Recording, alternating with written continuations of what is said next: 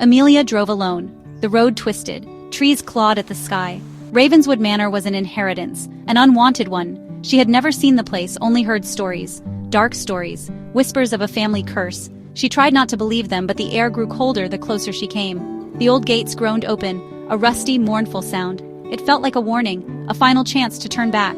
She did not take it. The car crunched gravel.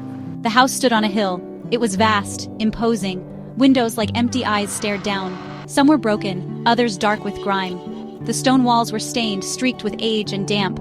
Ivy clung to them like skeletal fingers. A sense of deep decay hung heavy. The silence was profound. Not a peaceful silence, but a waiting silence, as if the house itself held its breath, waiting for her. Emilia felt a tremor of fear, a small, cold knot in her stomach. She parked the car, switched off the engine. The sudden quiet was unnerving. She sat for a moment, just looking. The house did not welcome. It repelled. Emilia took a deep breath. She reached for the door handle. The grand hall was cavernous. Shadows clung to the corners. Dust lay thick as a shroud on every surface. Cobwebs draped like ghostly lace from the high, vaulted ceiling. A single shaft of weak light pierced the gloom from a tall, stained glass window. It illuminated dancing dust motes. The silence here was different. Heavier, more oppressive. It pressed in on her from all sides. She could hear her own heartbeat, loud in the stillness. Too loud. Emilia walked forward slowly.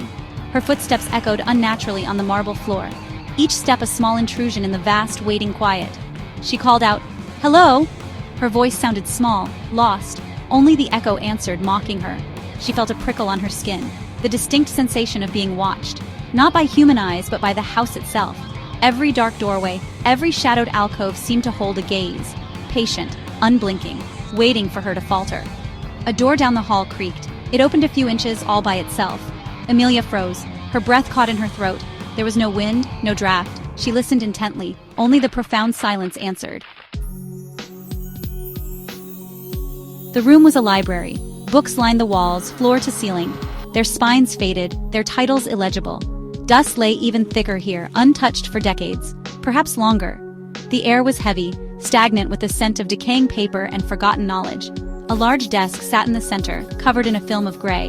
One drawer was slightly ajar, as if someone had left it in a hurry. Or perhaps as if it had been opened for her. Emilia felt an odd pull towards that desk, towards that open drawer. She crossed the room, her shoes silent on the thick carpet of dust. She reached for the drawer, pulled it open further. Inside, nestled among yellowed papers, was a small, leather-bound book. It looked like a diary. Its cover was worn, the leather cracked with age. A simple clasp held it shut. It felt cold to the touch, almost unnaturally so, as if it held the chill of many winters. She picked it up. The clasp sprang open easily, too easily, as if eager to share its contents. The pages were brittle, the ink faded, but still legible. The handwriting was delicate, feminine. She turned to the first page. Eleanor Vance, it read. Ravenswood Manor, October 17th, 1888. Emilia sat at the dusty desk, reading Eleanor's words. The light from the window faded as afternoon surrendered to dusk. The library grew darker, more oppressive. She should have stopped, should have lit a lamp, or left the room. But she could not. The diary held her captive, its secrets unspooling page by chilling page. Eleanor wrote of a family secret, a betrayal, a darkness that had taken root deep within Ravenswood's foundations and within the Vance bloodline. She read of a malevolent force, an entity tied to the manor, an entity that fed on sorrow, on fear. Eleanor believed it wanted something from her family. "It whispers to me at night," she wrote. "Promises, threats. I feel it growing stronger." Emilia looked up, her heart pounding. Did she hear something? A faint sound, like rustling silk, or a soft, drawn-out sigh from the hallway. She told herself it was the wind, but there was no wind, only the deepening stillness. Then she heard it clearly. A whisper, so faint, almost inaudible, but undeniably there. It seemed to come from the stairs just outside the library door. "Emilia!" The diary had mentioned a hidden place, a room forgotten by time, Eleanor had written, where the house keeps its darkest memories. Emilia, driven by a mixture of terror and a desperate need for answers, remembered those words. The whispers seemed to guide her, or perhaps her own fear propelled her out of the library, into the shadowed hallway. The air was colder here, much colder, as if she had stepped into a pocket of winter. The whispers faded, replaced by an expectant silence. She moved along the corridor, her hand trailing along the wall, feeling for any irregularity. The wallpaper was peeling, revealing dark wood beneath. One section felt different, looser. She pushed. It gave way slightly. Behind it, a faint outline, a door concealed by the heavy faded tapestry that hung nearby. The tapestry depicted a hunting scene, but the hunter's eyes seemed too wide, too knowing, as if they guarded the secret. She pulled the tapestry aside, revealing a narrow, unassuming door. Emilia stared at the portrait. The woman's face was hauntingly familiar. The high cheekbones, the set of the jaw. She had seen that face before in old family photographs, faded, almost forgotten. This was Eleanor Vance, her great-aunt, the author of the diary. But the woman in the portrait was different from the youthful image she had conjured from the diary. This Eleanor was older, harsher. Her eyes held no warmth, only a profound, unsettling emptiness, a deep, chilling sorrow. The eyes, they were the most disturbing part. They seemed to possess a life of their own, fixed on Emilia, unwavering, accusing, as if they knew her deepest fears, her unspoken thoughts. Emilia felt a pressure in the room, building.